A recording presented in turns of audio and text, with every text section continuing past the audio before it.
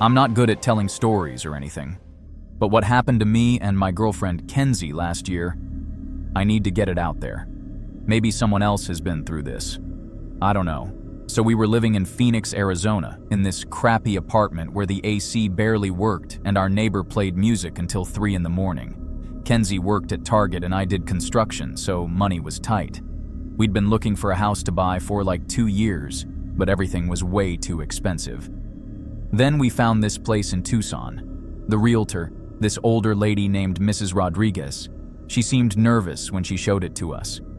The house was built in the 1980s, nothing fancy. 3 bedrooms, 2 bathrooms, decent kitchen. But the price was insane, like half of what other houses in the area were going for. It just needs some work, Mrs. Rodriguez kept saying. She wouldn't look us in the eyes much. The previous owners moved out quickly, family emergency. The basement was unfinished. Concrete walls, exposed pipes, that musty smell basements have. Nothing seemed wrong with it though, just needed cleaning up. We bought it in March, got the keys on a Friday, and spent the weekend moving our stuff. Kenzie's mom helped us, which was nice because she usually hates me. She kept making comments about how we got such a good deal, like she was suspicious or something. The first week was normal. We painted the living room, fixed a leaky faucet, unpacked boxes. Kenzie wanted to turn the basement into storage space, so we started clearing it out. There were some old paint cans and random junk the previous owners left behind. I was down there on a Tuesday morning while Kenzie was at work. I had the day off because of rain at the construction site. I was moving these old shelves when I knocked on the wall by accident. It sounded different. Hollow. I tapped around more. Most of the basement wall sounded solid, but this one section, maybe 4 feet wide, definitely had something behind it. At first I thought it was just how the house was built, but then I noticed the concrete looked newer there, like someone had patched it up. I called Kenzie at work. "Hey babe, there's something weird about the basement wall." "What do you mean weird?" "Like someone walled off a section. Should I break through it?" She was quiet for a second. "I guess, if it's our house now." I got my sledgehammer and started knocking. The wall wasn't that thick. After about 20 minutes, I broke through enough to see inside. The smell hit me first, sour and gross, like when you forget to take laundry out of the washer for too long, but worse. I made the hole bigger and shined my phone light inside. It was a small room, maybe 6 feet by 8 feet. There was a cot with a thin mattress and a pillow. Bottles of water lined one wall. Canned food was stacked everywhere. Beans, soup, tuna, crackers. But here's what really got me. None of it looked old. The water bottles weren't dusty. The food wrappers on the floor looked recent. There were cigarette butts scattered around and they smelled fresh. An extension cord ran from the room to our main electrical box. Someone had cut it recently. The wire ends were still shiny. I backed out of there fast. My hands were shaking when I called Kenzie again. "You need to come home right now," I said. "What's wrong? You sound..." "Just come home, please." She got there in like 15 minutes. I showed her the room. Her face went white. "Someone was living in our basement," she whispered. We called the police. Officer Martinez came out and looked around.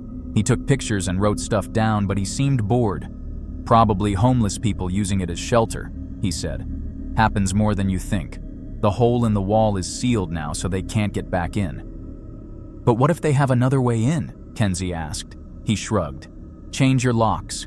Install better security. You'll be fine." After he left, we went to Home Depot and bought new deadbolts for every door. Kenzie wanted cameras too, but they were expensive. We got motion sensor lights for outside instead. That night, neither of us could sleep. Every little sound made us jump. The house settling, the wind outside, our neighbor's dog barking. Around midnight, Kenzie fell asleep, but I stayed awake listening. The next few days were okay. We sealed up the hole in the basement wall with concrete mix I got from work. Kenzie's brother Jake came over and helped us clean out the hidden room. We threw away all the food and stuff, and I bleached everything. "This is so fucked up," Jake said when we were almost done. "Someone was literally living under your house." We thought that was the end of it. We were wrong. 2 weeks later, I was watching TV around 10 at night. Kenzie had already gone to bed because she had to open the store the next morning. I was flipping through channels when I heard something downstairs. Footsteps. Slow, careful footsteps coming from the basement. I muted the TV and listened. The footsteps stopped. Then they started again. Someone was definitely walking around down there. I grabbed a baseball bat from the closet and went to the basement door. We'd installed a new deadbolt that locked from our side. It was still locked. But the footsteps continued. I unlocked the door and opened it slowly. The basement was dark. I flicked on the light and went down the stairs, bat ready. Nothing. The basement was empty. The concrete wall where we'd sealed the hidden room looked normal, but I could smell cigarettes. I searched everywhere. Behind the water heater, in the storage area, around all the pipes. No one was there. But that cigarette smell was strong, like someone had just been smoking. I went back upstairs and locked the door again. I didn't tell Kenzie about it the next morning. I figured maybe I was just paranoid. 3 nights later, it happened again. Same time, same slow footsteps. This time I called the police while I was listening to it. "We'll send someone out," the dispatcher said. But by the time Officer Martinez got there, the sounds had stopped. "I checked the basement," he told me. "Nothing unusual. Maybe it's the pipes?" I knew it wasn't pipes. Pipes don't walk around in a steady pattern. Kenzie finally heard it a week later. We were both in bed when the footsteps started. Her eyes went wide. "Do you hear that?" she whispered. I nodded. We got up and went to the basement door together, still locked, still bolted from our side. The footsteps continued for maybe 10 minutes, then stopped. "How is that possible?" Kenzie asked. I had no idea. We started sleeping at her mom's house on weekends. During the week, we'd hear the footsteps maybe 3 or 4 times. Always at night, always the same slow pattern. I went down to the basement during the day and examined every inch of that wall. The concrete was solid. No cracks, no holes, nothing. But whoever was down there at night was real. We both heard them. I even brought Jake over one afternoon to help me look for another entrance. We checked outside the house, around the foundation, everywhere. Jake found some loose dirt near the back corner of the house, but when we dug down, it was just where someone had planted flowers years ago. "Maybe they're getting in through the pipes," Jake suggested. But that didn't make sense either. The pipes weren't big enough for a person. The worst part was the cigarette smell. Every morning after we heard the footsteps, the basement would reek of smoke. Fresh smoke, like someone had been chain smoking all night. Kenzie started having nightmares. She'd wake up in the middle of the night, sweating, saying she dreamed someone was watching us sleep.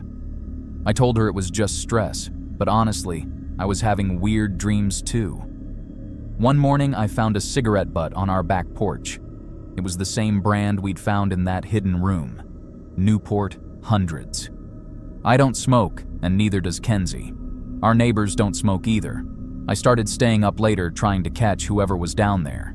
I'd sit at the top of the basement stairs with a flashlight and my phone ready to record. But the footsteps always stopped the moment I opened the door, like they knew I was listening. Kenzie wanted to hire someone to break down the whole wall and rebuild it. "Maybe there's another room back there," she said. But we'd already spent so much money on the house, and I wasn't sure it would help. The footsteps got more frequent. What started as once or twice a week became almost every night, always the same pattern. Walk from one end of the basement to the other, stop for a few minutes, then walk back. I started recording the sounds on my phone. When I played them back for Jake, he got quiet. "That's definitely someone walking," he said. "But how?" "Last month we put the house up for sale. We're losing money on it, but we can't live there anymore." The realtor asked why we were selling so fast. "It just wasn't right for us," I told her. I didn't mention the footsteps, or the cigarette smell, or the fact that someone might still be living in our basement somehow. The new realtor, different from Mrs. Rodriguez, seemed more honest. When I asked her about the house's history, she looked uncomfortable. There were some issues with previous tenants, she said. Nothing dangerous, just some people who overstayed their welcome. Mrs. Rodriguez, the original realtor who sold us the house, won't return my calls. I looked up the previous owners online, but I can't find any information about them. It's like they never existed. I even went to the county records office to find out more about the house. The clerk there, this older guy with thick glasses, pulled up the file and frowned. "That's weird," he said. "The ownership records are incomplete, like someone removed pages." On our last night in the house, the footsteps started around 9 p.m., earlier than usual. Kenzie was packing boxes in the bedroom, and I was in the kitchen washing dishes. The footsteps were louder this time, more urgent, like whoever was down there knew we were leaving. I grabbed my phone and went to the basement door. For the first time in weeks, I unlocked it and went halfway down the stairs.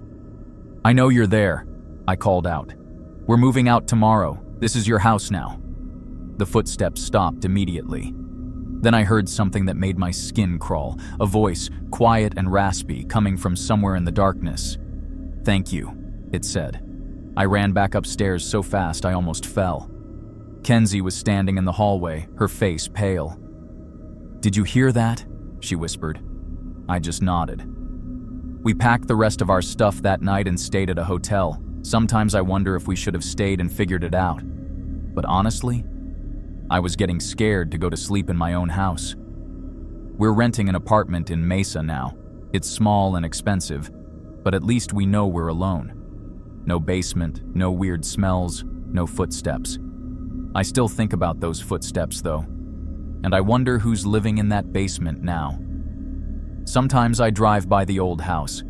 There are lights on at night, and the new owners seem happy, but I never park too close, and I never stay long enough to see if there are cigarette butts on the back porch.